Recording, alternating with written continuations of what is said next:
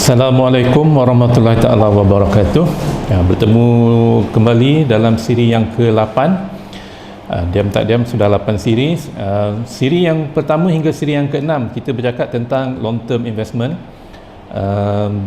Ini yang kita nak cuba galakkan sebab kita punya target audience adalah orang yang suka tak suka volatility pasaran tapi nakkan return lebih kurang 5 ke 10% tahun tu. Dan kita juga memang target untuk traders juga. Okay. So siri yang ke-7 dan onwards ni, yang ke depan ni memang kita akan bercakap tentang cara macam mana kita nak beat index. Okay, kita tengok index turun naik tu, kalau naik kita cuba jual, kalau turun kita cuba beli. Okay, so siri yang ke-8 kita akan bercakap tentang copy trade saham. Kita ada contoh account trading dan juga contoh account investment. Okay, alhamdulillah kita dah ada contoh. Copy trade saham kita pun dah bermula. Okey, kita akan lihat trading nanti kita go for growth. Maksudnya kalau account trading ni satu saham pun tak apa. Okey, satu saham pun tak apa, tak payah nak fikir asset allocation. Kita selalu cerita asset allocation. Kalau keadaan ekonomi semasa ni, pasaran saham semasa ni yang sesuai, saya fikir lebih kurang 40% ke bawah. Okey, pasaran saham setengah tinggi, bila dia boleh naik atas juga, tapi kemungkinan untuk jatuh ke bawah tu juga agak tinggi. Jadi kita bersiap sedialah in case pasaran saham jatuh. Okey, so untuk yang long term investment, apa yang kita nak tekankan ialah kita nak control volatility fund kita tu. Okey, laburan kita tu. Kita tak nak dia terlampau volatile. Bila terlampau volatile, dia ibarat macam kalau kita bawa kereta laju, accident tu memang lebih mudah berlaku berbanding kalau kita bawa kereta perlahan lah. Okey, dan sudah tentu tengok juga siapa yang drive. Okey.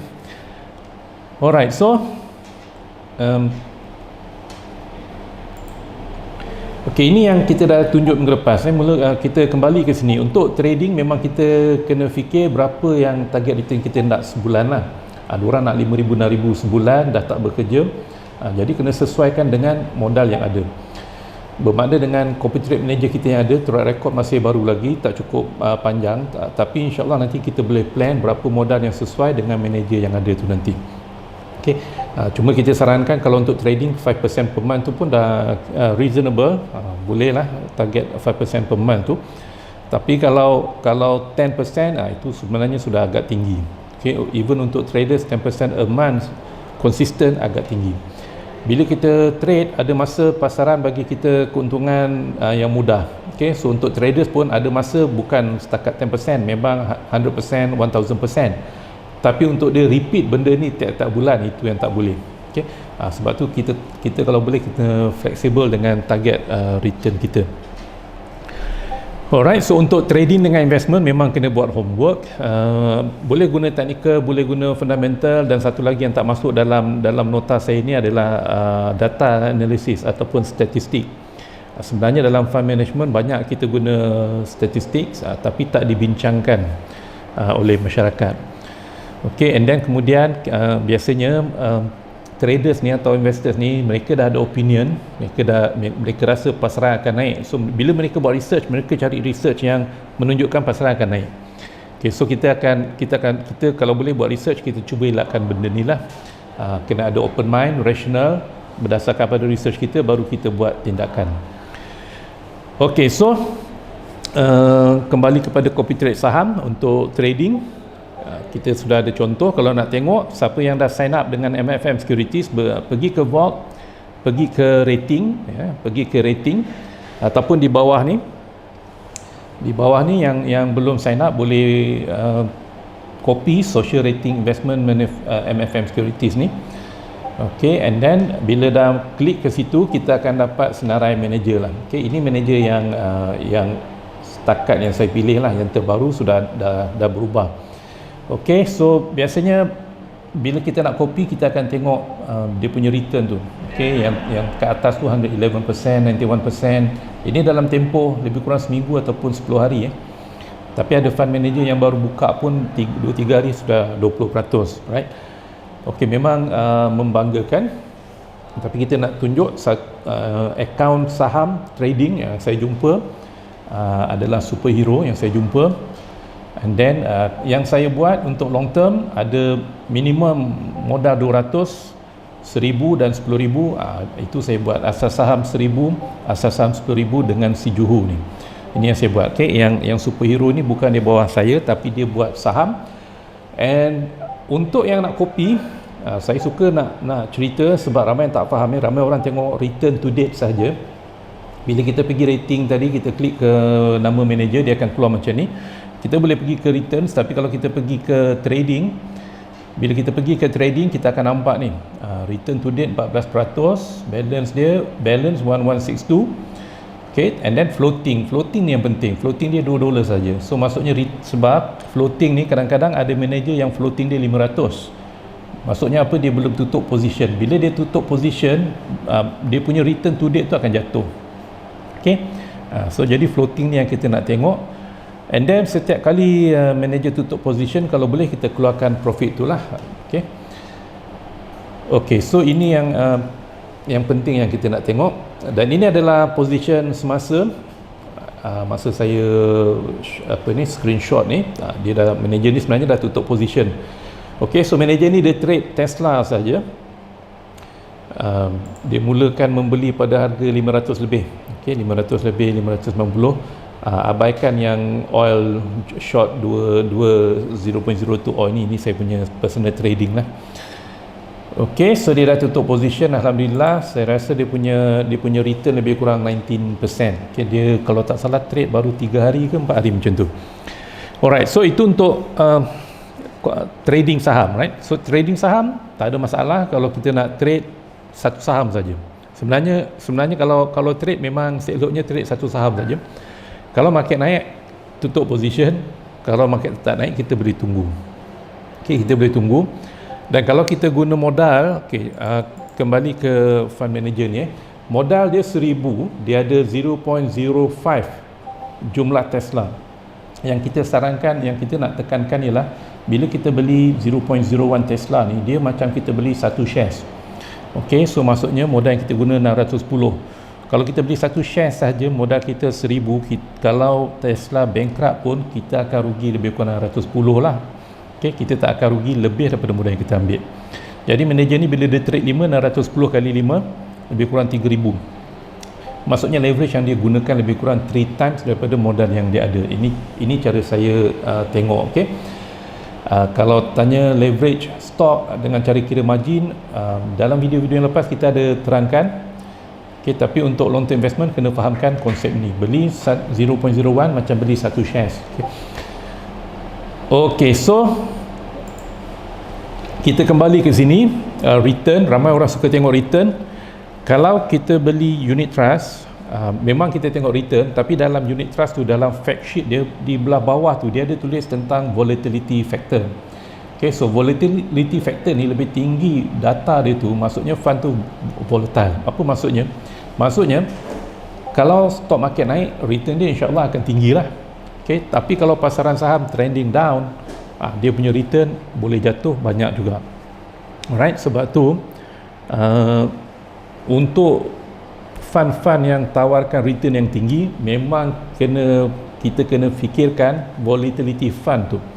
Okay, tapi dalam data corporate saham ni yang kita ada adalah drawdown. Okay, drawdown tu kadang-kadang ada yang 20%, 30%. So drawdown ni sebenarnya pengalaman saya, kalau manager yang aggressive trading ni memang drawdown dia biasanya tinggi. Right, so ada masa dia akan buat return yang tinggi, ada masa dia akan subject to margin call. Okay, maksudnya rugilah. Okay, so minggu ni saya tulis tentang return berdasarkan risiko yang diambil. Ini ada di FB saya, boleh baca. Kita bagi contoh, kita ada dua peluang pelaburan A dan B. Okay, peluang pelaburan A, bila kita research sejarah dia 5 tahun yang lepas, dia punya return setahun lebih kurang 12%, kemudian 2%, kemudian 25%, kemudian negatif 9% dan 10%, right? And then compare dengan investment B, return 7%, 6%, 9%, 12% dan 6%. Okay, bila kita kira expected return, kita campurkan 5 figure ni, bahagi dengan 5 lah, dan kita dapat 8%. Tengok return saja, potensi return saja, investment A dengan investment B ni nampak sama, tapi sebenarnya mereka berbeza.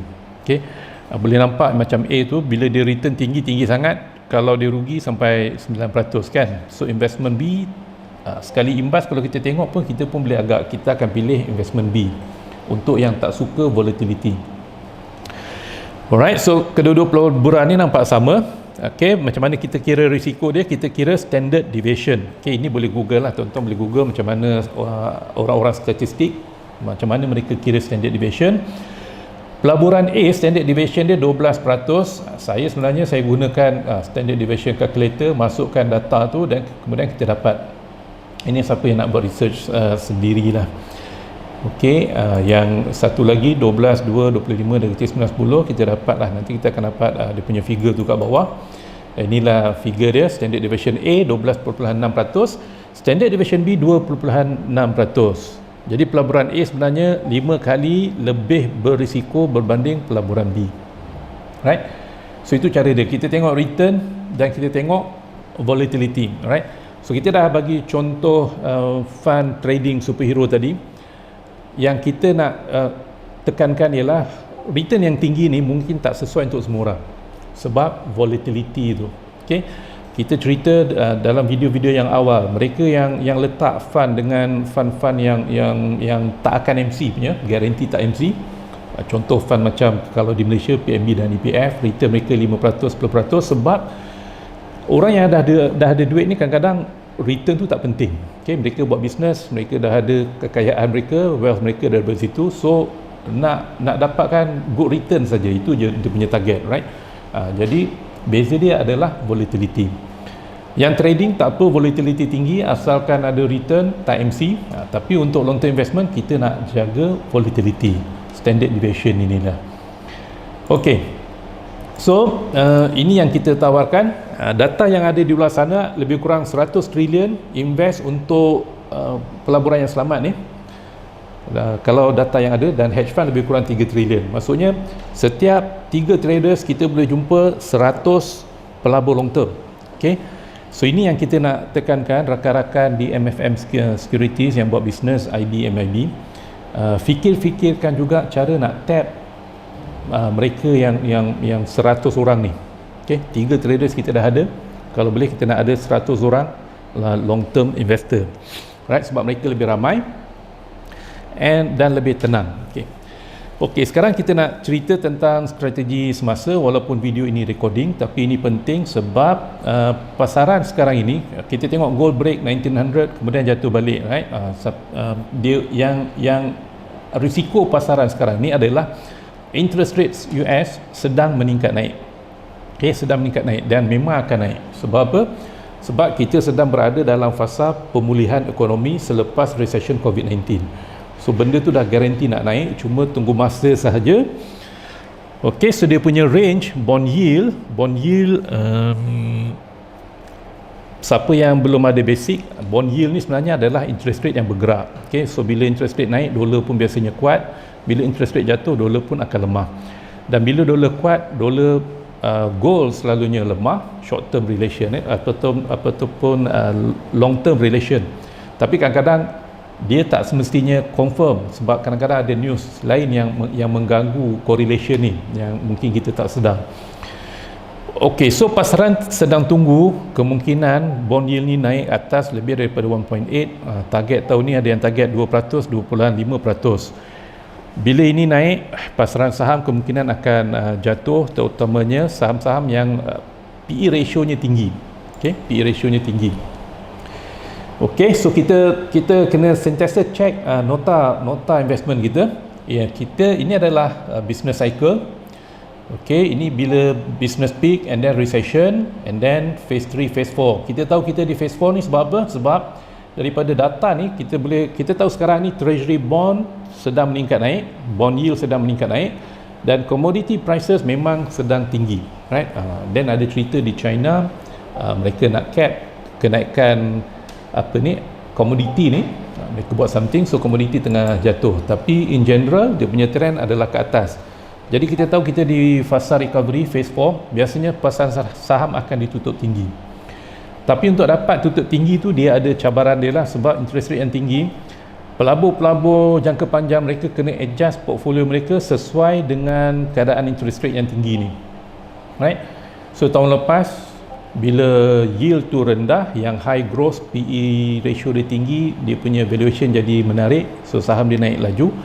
So tahun ni mungkin ada adjustment, sudah pun ada adjustment. Tesla contohnya daripada 900 sudah jatuh kepada 600 lebih kurang. Okay, so kita tahu kita kat sini, right? Dan ini yang apa yang kita dapat pernah berlaku pada tahun 2009 selepas ekonomi recover daripada recession 2008, global financial crisis 2008. Bond yield meningkat laju mendadak. Bila dia meningkat laju mendadak, dia beri kesan juga kepada pasaran saham. Pasaran saham jatuh juga, ada adjustment. Okay? Kemudian selepas peristiwa ni berlaku, barulah pasaran saham trending dengan tenang. Okay, so sebab itu kita punya strategi semasa pasaran saham, kita rasa akan range trading. Dia susah. Dia kalau ada isu, pasaran saham ni dia susah nak bergerak ke atas kalau ada isu. Bila isu tu dah selesai, baru dia boleh trending up. So untuk sementara ni kita rasa dia akan range bound. Strategi yang sesuai adalah buy on dip dan sell into the rallies. Okay, bila jatuh beli, kita panggil buy on dip. Bila naik, sell into the rallies. Cari peluang untuk jual. Dan kita punya asset allocation, exposure untuk equity, untuk long term players kita sarankan setakat 30%. Okay, short term traders ada masalah sebab mereka memang in and out lah. Okey, so kita jangkakan peristiwa ini akan berulang tahun ini, bila-bila masa mungkin daripada sekarang. Dan ini adalah peristiwa-peristiwa yang mungkin akan buatkan bond yield meningkat mendadak. Okey, yang dalam tempoh sebulan akan datang. Malam ini, hari ini recording kita ni 27 Mei, malam ni ada preliminary GDP. So GDP ni mungkin boleh membuatkan dolar bond yield ke atas, dolar ke atas, dan mungkin gold ke bawah, dan mungkin akan buat pasaran saham jadi volatile. Okay, utamanya Nasdaq. Kemudian minggu depan 4 Jun, bulan baru, kita ada unemployment report 8.30 hari Jumaat. Selepas tu data CPI and then data retail sales. Dan yang penting sekali bulan Jun, pertengahan Jun nanti 17 Jun ada FOMC meeting. Okay. FOMC ni saya rate GDP average unemployment report dengan FOMC ni yang akan buat pasaran volatile. Bila volatile untuk long term player, itulah masa untuk kita masuk. Untuk traders, kalau kurang pengalaman trading, biasanya bila pasaran saham volatile, dia akan beri kesan kepada semua pasaran. Traders masa ni lah biasanya mereka akan kena margin call. Ok, so ini data-data yang kita sentiasa share. Ini daripada internet yang kita jumpa. Ini dari dailyshot.com. Kena subscribe ya. Kalau nak, yang ini saya dapat free pun, dia ada bagi yang free kalau kita subscribe email. Data ni menunjukkan real earnings yield. Okay, earnings yield kita dah cerita dalam 2-3 video yang lepas. Earnings yield ni, ini adalah real earnings yield, maksudnya adalah earnings yield dah adjust dengan inflation. Okay, so tak faham apa benda tak apa, tengok gambar ni pun nampak tak, bila dia pergi ke zero, ini pasaran saham kat bawah tu, apa jadi selepas tu dia ke bawah. Okay, every time dia pergi kat zero, dia pergi ke bawah. Okay, data-data yang lepas ni. Alright, so sekarang kita di sini, jadi kemungkinan untuk jatuh ke bawah tu memang agak tinggi lah. Okay, so ini yang kita jumpa dalam internet. Sebab tu strategi semasa kita untuk exposure tu kita limit ke 30% saja. Dan saham-saham yang kita pegang pun saham-saham yang macam kalau Pfizer ni saham-saham yang stabil lah, yang kita rasa memang pasaran saham jatuh, dia pun tak volatile sangat.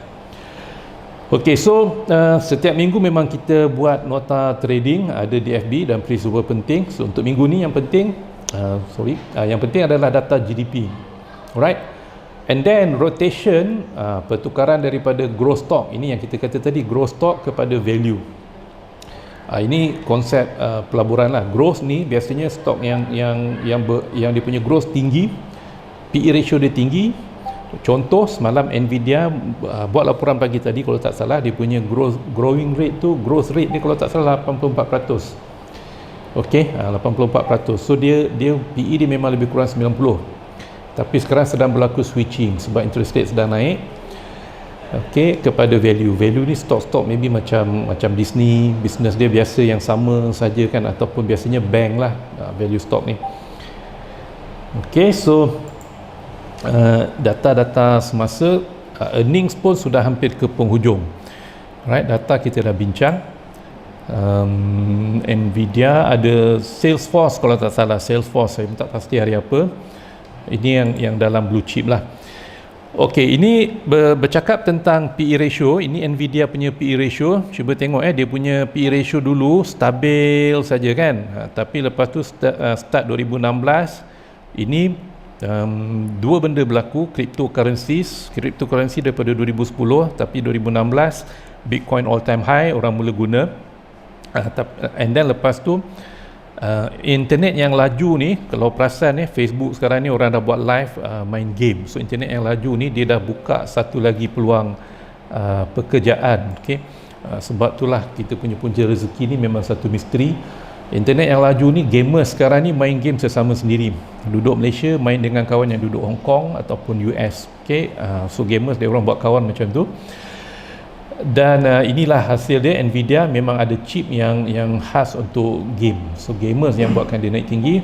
So untuk semiconductor memang bila earnings ni naik tinggi, dia punya PE ratio dia memang tinggi. So PE ratio untuk semiconductor 40 tu, bila earnings dia mula trending up, PE 40 tu biasa, normal. Kalau saham-saham biasa tu 40 tu agak tinggi lah. Okay, tapi untuk Nvidia walaupun result dia bagus, earnings growth dia tinggi, ikut historical standard memang terlampau tinggi lah. Okay, untuk long term players sebaik-baiknya investors tunggulah. Trader boleh lah nak trade ni, tapi long term investors sebaik-baiknya tunggu dia jatuh. Okay, PE maybe 40 punya range barulah long term investors masuk membeli. Okay, so kita dah recap sedikit. Ini adalah superhero yang terbaru. Okay, yang baru sekejap tadi saya update, return dia sudah hampir 19%. Okay, dia punya leverage 1,500, tengok floating dia negatif 3.48. Okay, insyaAllah ini siapa yang suka trading bolehlah follow manager ini. Tapi yang kita nak tekankan juga, siapa yang nak long term investment, biasanya kalau dapat 5-10%, okay, apa yang MFM Securities tawarkan ialah kita boleh gunakan strategis yang sama untuk dapatkan 5 hingga 10% return setahun tu, tapi kita ada peluang untuk leverage 3 atau 4 atau 5 kali. Kalau buat 5 kali 5 25%. Itu yang kita tawarkan di MFM Securities. Ok, so harap message kita clear. Trading tak apa, sebab dia short term saja position tu, kalau best level. Tapi untuk long term investment memang kita kena careful. Untuk pasaran saham kita jangkakan boleh berlaku kejatuhan bila-bila masa, ataupun boleh berlaku volatility. Alright, and then kita pernah cerita tentang harga premium dan harga diskaun. Seeloknya untuk long term investor sekarang ni pasaran saham tengah tinggi, jadi kita tunggu harga diskaun lah untuk membeli. Ok, so itu sahaja. Dan untuk rating ni kita akan cuba sarankan kepada MFM Securities untuk asingkan mereka yang trade saham dengan mereka yang trade bukan saham, forex, gold dan lain-lain. Okey, sebab volatility kedua ini memang akan berbeza. Okey, so terima kasih kerana mendengar. Ada apa-apa soalan boleh ajukan di bawah ataupun hubungi saya terus di FB saya ataupun di Messenger. Assalamualaikum warahmatullahi wabarakatuh.